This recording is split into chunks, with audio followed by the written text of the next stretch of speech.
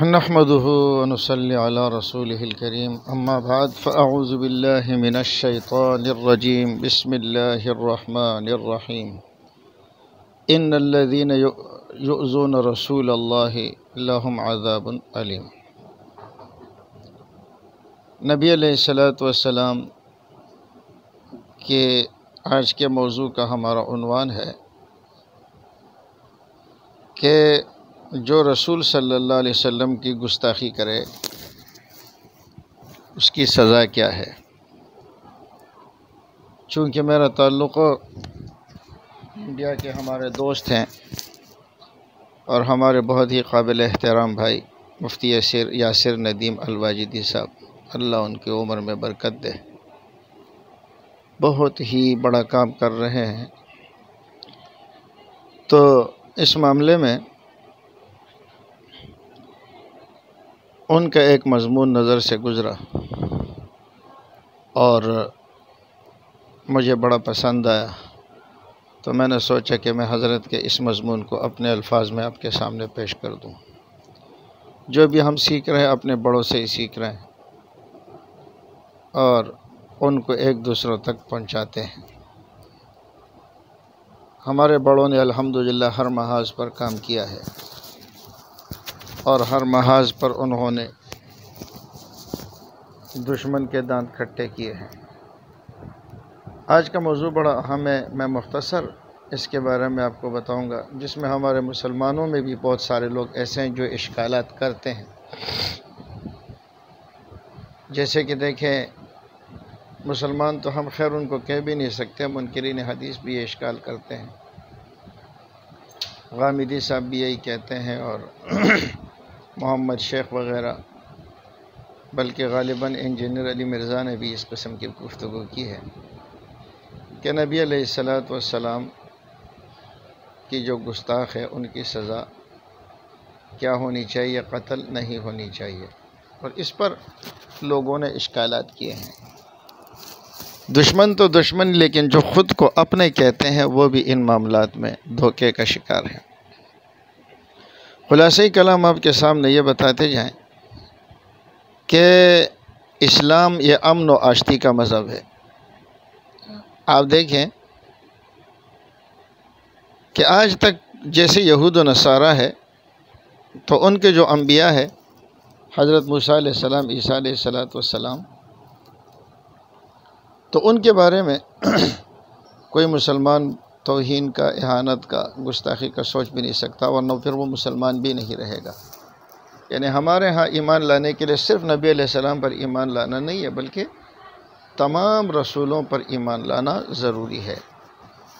تو یہ تو سوال ہی پیدا نہیں ہو سکتا کہ کوئی مسلمان کسی نبی کی توہین اور تنقیص کرے۔ ہاں، جو ان کے علاوہ دوسرے مذاہب ہیں، جیسے ہندو ہے، سکھ وغیرہ، بت پرست ہے، آتش پرست ہے، تو ان کے بارے میں بھی اسلام کا نظام یہ ہے وَلَا تَسُبُّوا الَّذِينَ يَدْعُونَ مِن دُونِ اللَّهِ فَيَسُبُّوا اللَّهَ عَدْوًا بِغَيْرِ علم۔ ان کے معبودان باطلہ کو بھی برا بھلا کہنے سے منع کیا گیا ہے۔ عجیب بات یہ ہے کہ توہین وہ کریں گے، گستاخی وہ کریں گے، جنگ جھگڑے لڑائیاں وہ کریں گے، لیکن دہشت گرد اس کے باوجود بھی مسلمان ہی کہلائیں گے۔ اور ہمارے مسلمان بھی اس دھوکے میں ہیں، جی مدارس میں دہشت گردی کی تعلیم دی جاتی ہے، مولوی دہشت گرد ہیں وغیرہ وغیرہ۔ یہ ہمارا جو طبقہ ہے نا، یہ بھی اس قسم کی گفتگو کرتا ہے اور وہ بھی اس پروپیگنڈے کا شکار ہو چکے ہیں۔ حالانکہ اسلام تو دوسرے کے معبودان باطلہ کو برا بھلا کہنے سے بھی منع کر رہا ہے۔ ان کے عبادت خانوں کی بھی اسلام تحفظ فراہم کرتا ہے۔ چنانچہ جہاد کا جو فلسفہ اللہ نے قرآن میں ذکر فرمایا وَلَوْلَا دَفْعُ اللَّهِ النَّاسَ بَعْضَهُم بِبَعْضٍ لَهُدِّمَتْ صَوَامِعُ وَبِيعٌ وَصَلَوَاتٌ وَمَسَاجِدُ يُذْكَرُ فِيهَا اسْمُ اللَّهِ كَثِيرًا۔ جہاد کا ایک فلسفہ یہ ہے کہ عبادت خانے تمہارے محفوظ رہے، تو اس میں یہودیوں کے اور عیسائیوں کے عبادت خانوں کا تحفظ یہ بھی مجاہدین کی ذمہ داری ہے۔ اور نبی علیہ الصلوۃ والسلام نے نصارہ نجران سے جو معاہدہ کیا تھا اس میں بھی یہ بات شامل تھی کہ تمہارے عبادت گاہ وہ تمہارے ہیں اور اس میں ہمارا کسی قسم کا تصرف نہیں ہوگا، بلکہ ہم تمہارے عبادت گاہوں کی حفاظت کریں گے۔ تو یہ جو اسلام تو ان کے عبادت گاہوں کی بھی حفاظت کرتا ہے اور ان کے جو جان و مال کی بھی حفاظت کرتا ہے، بلکہ جو ذمہ مسلمانوں کے ملک میں رہتا ہو تو اس کے بالکل وہی حقوق ہیں جو ایک مسلمان والے ہیں۔ نبی علیہ السلام نے فرمایا اگر کوئی شخص کسی ذمہ کو قتل کرے گا تو فرمایا میں محمد رسول اللہ قیامت کے دن اس کی طرف سے وکیل بن کر کھڑا ہوں گا، میں اس کی طرف سے جھگڑوں گا۔ تو اسلام تو منع کرتا ہے کہ کسی کے معبودان باطلوں کو بھی برا نہ کہو۔ اب یہاں پر اشکال یہ آتا ہے کہ ایک طرف تو آپ کہتے ہیں کہ کسی کے معبودان باطلہ کو برا نہ کہو، قرآن کریم میں تو ان کے معبودوں کو برا بلا کہا گیا ہے۔ دیکھیے، ایک ہوتا ہے کسی کا استہزاء کرنا اور ایک ہوتا ہے حقیقت حال کو ظاہر کرنا۔ تو قرآن کریم نے جہاں کہیں ان کے معبودان باطلہ کی کمزوریوں کا ذکر کیا ہے تو وہ ان کی حقیقت کو اشکارا کیا ہے، وہ ان کا کوئی تمسخر یا مذاق نہیں اڑایا گیا، بلکہ اس قرآن کریم کا موضوع چونکہ توحید ہے تو توحید کے اس بات کے لیے وہ فریق مخالف کی کمزوریوں کا بھی ذکر کریں گے۔ تو چونکہ ہمارے ہاں تو کسی مذہب کی توہین و تنقیص جائز نہیں ہے، نہ ہی کسی کے مقدس شخصیات کی توہین و تنقیص کی اجازت ہے۔ مقدس شخصیات سے مراد یہ ہے کہ جو کسی قوم کے ہاں مستند اور معتبر مانے جاتے ہوں، چاہے وہ مسلمانوں کے ہاں مقدس ہوں یا نہ ہوں۔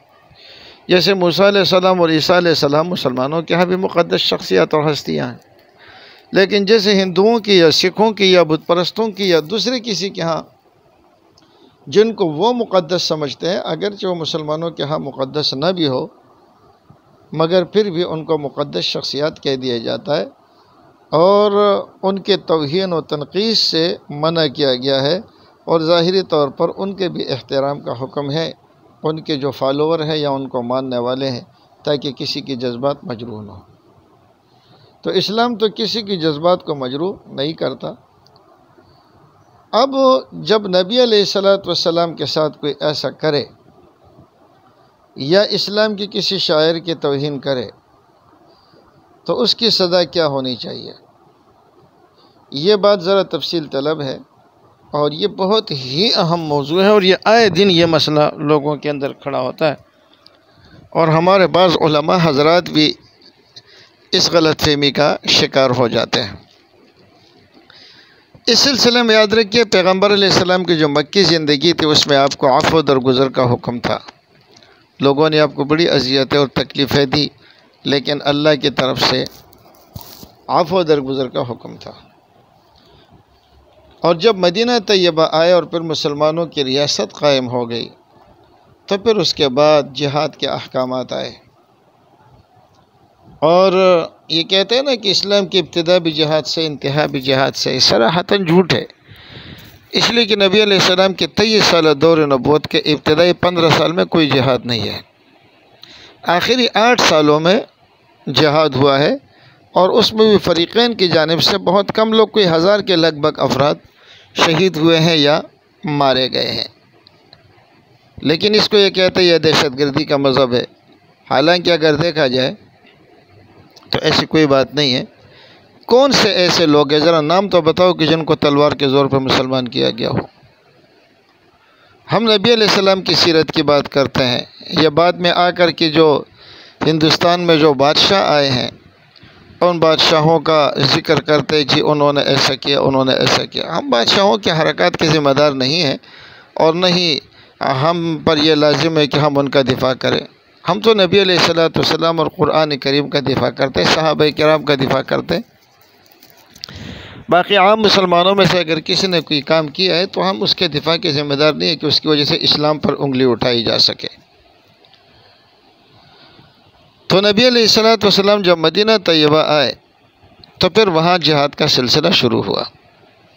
اب یہاں پر ہمارے اپنے مسلمان بھی اعتراض کرتے ہیں کہ دیکھو نبی علیہ السلام تو رحمت للعالمین ہے، جنہوں نے آپ کے لیے اقدام قتل کیا آپ نے تو ان کو بھی معاف کر دیا، لیکن آج اگر کوئی زبان سے نبی علیہ السلام کی توہین کرتا ہے تو مسلمان کہتا ہے کہ سر تن سے جدا کر دیا جائے۔ آیا نبی علیہ السلام نے اس قسم کا کوئی حکم دیا ہے؟ یہ تو آپ کی سنت کے خلاف ہے، آپ کی سیرت طیبہ کے خلاف ہے کہ ہم کسی کو قتل کر دیں۔ لیکن یہ سوال کرنا انتہائی غلط فہمی پر مبنی ہے۔ یہاں یہ بات ذہن میں رکھیں کہ نبی علیہ السلام کی جو حیات طیبہ ہے اور آپ کو جو اذیتیں دی گئی ہے وہ دو قسم کی ہیں۔ ایک وہ اذیت ہے کہ کسی نے اپنے جسم کے ذریعے آپ کو تکلیف دی، جیسے آپ کا اقدام قتل کرنا۔ جسمانی تکلیف کا مطلب جیسے آپ کسی کو اپنے ہاتھ سے تپڑ مارے تو آپ نے اپنے ہاتھ سے اس کو تکلیف دی، یا کسی کو لات مارے۔ آپ اپنے ایک عام معاشرے کی مثال دے رہے ہوں، کسی کو ٹکر مارے، کسی کو دھکا دیں، تو اس قسم کی تکالیف جو نبی علیہ السلام کو کسی نے دی ہے تو آپ علیہ السلام نے اسے معاف فرمایا ہے۔ آپ کے راستے میں کانٹے بچھائے گئے، آپ کو پتھر مارے گئے، تاریخ گواہ ہے اس پر۔ آپ کی جوتیاں مبارک خون سے بھر گئی، یہ آپ کی ذات کا معاملہ تھا۔ اسی طرح آپ پر اونٹ کی اجڑیاں رکھی گئی، آپ علیہ السلام کے مبارک گلے میں پندے ڈالے گئے اور چادر ڈال کر اس کو بل دیا گیا۔ صحابہ کرام کو کتنی اذیتیں دی گئی، گلیوں میں گھسیٹا گیا۔ یہ وہ تکلیف ہے جو صحابہ کرام کو دی گئی یا نبی علیہ السلام کو دی گئی، لیکن اپنے جسم سے دی گئی۔ تو اس پر تو آپ علیہ السلام رحمت للعالمین ہے۔ لیکن وہ جو زبانی تکلیف ہے، آپ کو شاعر کہا، آپ کو مجنون کہا، یا آپ کو ساحر وغیرہ کہا، تو یہ بات نہ اللہ کو گوارا ہے، نہ رسول اللہ کو گوارا ہے، اور نہ اسلام کو گوارا ہے۔ اور اس کی وجہ یہ ہے کہ اگر اس قسم کی باتوں کی اجازت دے دی جائے تو اس سے نبی علیہ السلام کی شان اقدس پہ حملہ ہوتا ہے۔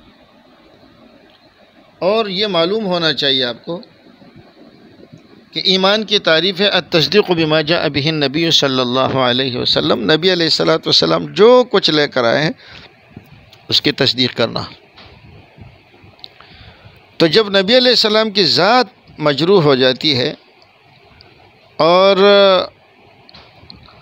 آپ علیہ السلام کی ذات اقدس کو مشکوک بنا لیا جائے تو ظاہر ہے کہ پھر ایمان باللہ بھی خطرے میں پڑ گیا اور دوسرے ایمانیات بھی خطرے میں پڑ گئے، اس لیے کہ سارے ایمانیات ہمیں رسول اللہ صلی اللہ علیہ وسلم نے دی ہیں۔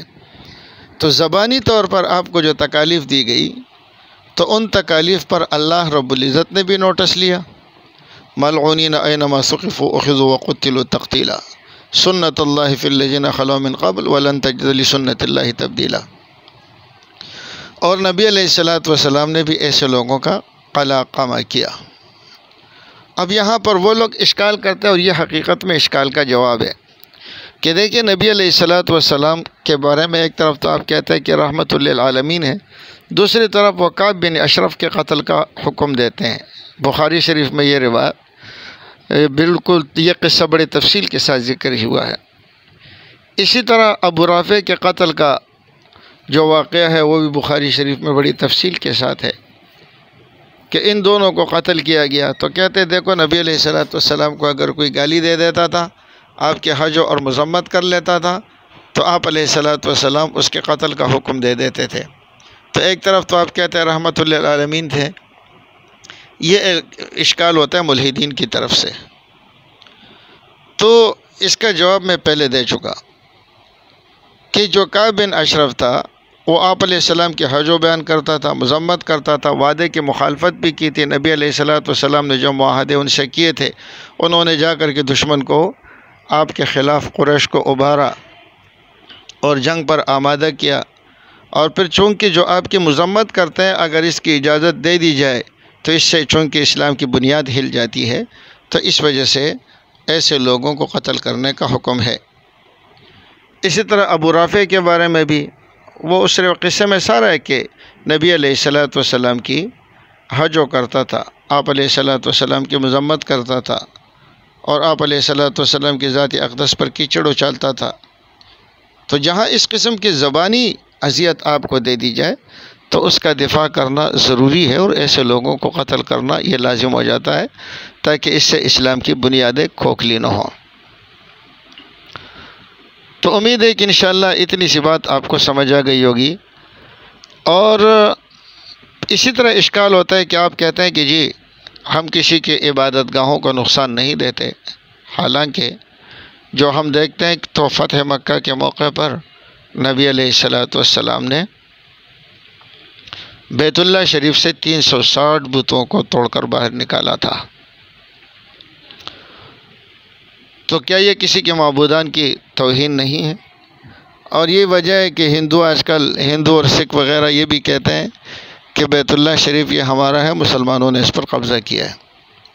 لیکن آپ اگر حقیقت حال کو دیکھیں گے تو بیت اللہ شریف کے جو معمار ہے، بیت اللہ شریف کی تعمیر کب ہوئی ہے؟ بعض کہتے ہیں آدم علیہ السلام نے کی ہے، بعض کہتے ہیں آدم علیہ السلام سے بھی پہلے فرشتوں نے کی ہے، اور پھر طوفان نوح میں جو ان کو نقصان ہوا تو اس کی بنیادیں حضرت ابراہیم علیہ السلام نے اٹھائی تھی۔ حضرت ابراہیم اور اسماعیل علیہ السلام نے قرآن کریم میں تفصیل کے ساتھ اس کا ذکر موجود ہے۔ اور جس وقت انہوں نے بیت اللہ شریف کی تعمیر کی تو یہ دعا بھی فرمائی، ربنا وابعث فیہم رسولا منہم یتلو علیہم آیاتک ویعلمہم الکتاب والحکمت ویزکیہم۔ اور یہ جو بشارت تھی یہ نبی علیہ السلام کے بارے میں تھی۔ تو معلوم ہوا کہ بیت اللہ ابراہیم علیہ السلام جو بیت اللہ شریف کے خانہ کعبہ کے معمار تھے، انہوں نے دعا کی تھی، اور اس کا جو اصل مقصد تھا وہ نبی علیہ السلام کے بعثت تھی، کہ آخری نقطہ یہی تھا، انبیاء تو آتے رہیں گے لیکن میری اولاد میں سے اس میں ایک نبی آئے اور وہ لوگوں کی تعلیم و تربیت کرے۔ تو اب جب نبی علیہ السلام آئے تو وہ خانہ کعبہ کہ جسے بنایا تھا ابراہیم علیہ السلام نے، مشرکین نے اس پر قبضہ کیا تھا۔ یہ اپنے قبضے کی بات نہیں کریں گے، یہ ہمیشہ بات کریں گے کہ دیکھو جی آپ نے بیت اللہ شریف سے بتوں کو نکال کر باہر پھینکا تھا۔ تو ظاہر ہے کہ یہ انہوں نے ہماری مسجد پہ قبضہ کیا تھا، اور صرف مسجد ہی نہیں ہے بلکہ مسلمانوں کے بنیادی مرکز پہ قبضہ کیا تھا۔ تو اور یہ کوئی بھی قانون اس بات کی اجازت نہیں دیتا کہ آپ کسی کے گھر پہ قبضہ کریں، یا آپ یہ ہے کہ کسی کے عبادت خانے پہ قبضہ کریں۔ تو انہوں نے ہمارے عبادت خانے پہ قبضہ کیا تھا، تو اس کا واپس لینا یہ ہماری ذمہ داری تھی۔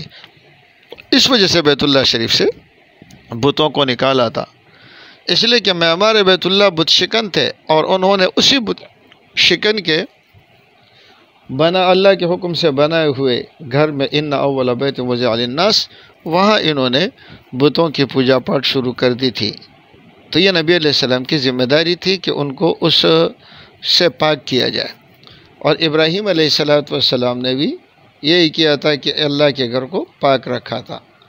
ان طہر بیتی للطائفین والعاکفین والرکع السجود، للطائفین والقائمین والرکع السجود۔ تو چونکہ ابراہیم علیہ السلام کا مقصد یہی تھا، اور اللہ کا مقصد بھی یہی تھا کہ بیت اللہ کو خالص توحید کے لیے استعمال کیا جائے، کفر شرک کی بندگی سے اس کو پاک و صاف کر دیا جائے، تو اس لیے نبی علیہ السلام نے اس حکم پر عمل کر لیا۔ پھر اس کے بعد اگر آپ غور کریں گے تو انہوں نے ہمارے عبادت گاہ پر قبضہ کیا تھا۔ اس کی مثال یوں سمجھے، ہندو اس پر شور مچاتے ہیں نا، تو ہم ہندو سے پوچھتے ہیں کہ جب ہم بابری مسجد کی بات کرتے ہیں آپ لوگوں نے بابری مسجد کو گرایا، جب ہم اس کی بات کرتے ہیں تو آپ لوگ سامنے سے جواب دیتے ہیں کہ یہ بابری مسجد اصل میں مندر تھا، مندر کی جگہ تم لوگوں نے مسجد بنائی ہے۔ تو جس طرح آپ مندر کی جگہ مسجد بنانے کو گوارا نہیں کر سکتے، اگرچہ یہ بات صحیح ہے غلط ہے یہ الگ موضوع ہے، لیکن تمہارا کہنا تو یہ ہے نا، تو اس اصول کو تم مانتے ہو کہ کسی دوسرے کے عبادت خانے پہ قبضہ کرنا یہ درست نہیں ہے۔ تو اس طرح بیت اللہ شریف بھی یہ ہمارا تھا، اور بت پرستوں نے اس پر قبضہ کر کے اس کے اندر یہ گن پھیلا دیا تھا۔ اسی طرح وہ اشکال کرتے ہیں کعبہ یمانیہ جو ذی الخلاصہ کے نام سے ہے، اور بخاری شریف میں اس کے بھی تفصیل کے ساتھ ذکر موجود ہے کہ نبی علیہ السلام نے وہاں صحابہ کو بھیجا اور انہوں نے اس کو گرا دیا، جلا دیا۔ تو اس پر بھی اشکال کرتے ہیں، دیکھو جی آپ کہتے ہیں ہم دوسرے کے مذاہب کی عزت و احترام کرتے ہیں، حالانکہ آپ نے تو کعبہ یمانیہ میں نقصان دیا ہے، اور دوسرے کے عبادت گاہ کو آپ نے نقصان پہنچایا ہے۔ لیکن اگر غور کیا جائے تو اس کا نام انہوں نے رکھا تھا کعبہ یمانیہ، اور کعبہ یمانیہ کا مطلب یہ ہے کہ کعبے کے مقابلے میں کعبہ لایا تھا، حالانکہ مدینہ طیبہ میں ریاست قائم ہو چکی تھی اسلامی۔ اب مسلمان آپ کے معبودوں کو کچھ نہیں کہیں گے، آپ کے عبادت خانوں کو کچھ نہیں کہیں گے، لیکن اگر آپ اپنے عبادت خانے کو کعبہ کا نام دیں گے تو آپ مسلمانوں کو تقسیم کر رہے ہیں، گویا کہ آپ ریاست کے اندر ریاست بنا رہے ہیں، اور ریاست کے اندر ریاست بنانے کی اجازت کوئی نہیں دے سکتا۔ جیسے ہمارا پاکستانی پارلیمنٹ اسلام آباد میں، اب کراچی والے اٹھ کر کھڑا ہو کہ جی ہم اپنا پارلیمنٹ بناتے ہیں اور ہم اپنے امیدوار کھڑے کریں گے اور ہم یہاں سے اپنے فیصلے کریں گے، تو قانون کبھی بھی اجازت نہیں دے گا۔ تو وہ چونکہ انہوں نے اس کا نام کعبہ رکھا تھا اور کعبۃ اللہ کے مقابلے میں رکھا تھا، اور ظاہر ہے کہ اسلام میں صرف ایک ہی کعبہ ہو سکتا ہے، کئی کعبے نہیں ہو سکتے، تو اس لیے ان کو اس بات کی اجازت نہیں دی گئی اور اس کو گرا دیا گیا۔ تو ان تفصیلات سے آپ کو یہ بات معلوم ہو چکی ہوگی کہ جو گستاخی رسول کی سزا کیا ہونی چاہیے، اور اسلام دوسروں کے دین کا بھی تحفظ رکھتا ہے، اس کے جان کا، دوسرے کے مذاہب کا بھی تحفظ کرتا ہے، ان کے عبادت گاہوں کا بھی کرتا ہے اور ان کی جان کا بھی کرتا ہے۔ باقی جو اشکالات اس کے اوپر کعب بن اشرف یا ابو رافع یا بیت اللہ شریف سے بتوں کو نکالنے کے معاملات تھے، یا یہ کہ کعبہ یمانیہ کی بات تھی، تو اس کا مختصر ذکر میں نے آپ کے سامنے کر دیا۔ تو امید ہے کہ انشاءاللہ اگر یہ باتیں آپ کے ذہن میں رہیں گی تو کبھی آپ کو کسی قسم کا کوئی اشکال نہیں ہوگا۔ اللہ ہمیں عمل کی توفیق دے، وما علینا الا البلاغ۔ اچھا، ایک بات مجھے اور یاد آ گئی کہ یہ جو سزا دینا ہے گستاخ رسول کو، یہ قانون کا کام ہے، اور یہ کام جو ہے یہ افراد کا نہیں ہے کہ کوئی جہاں بھی اٹھے تو وہ دوسرے کو قتل کر دے، بلکہ یہ ریاست کا کام ہے۔ اور اس سلسلے میں اگر اس ملک کے اندر وہ سزا نافذ ہے تو قانون اس کو سزا دے، اگر قانون نہ دے تو پھر یہ ہے کہ آپ اس کی قانون سے اس کا مطالبہ کریں، اس پر زور ڈالیں، آپ احتجاج کریں قانون سے۔ اور اگر کسی ملک کے اندر یہ قانون ہے ہی نہیں تو وہ حکومت کا کام ہے کہ وہ سرکاری سطح پر رابطہ کر کے اپنی شکایت ان سے درج کرائے۔ تو چاہے وہ اسلامی ملک ہو یا باہر کا، کسی فرد کو اس بات کی اجازت نہیں دی جا سکتی کہ وہ کسی گستاخ رسول کو اپنے طور پر قتل کر سکے۔ جزاکم اللہ۔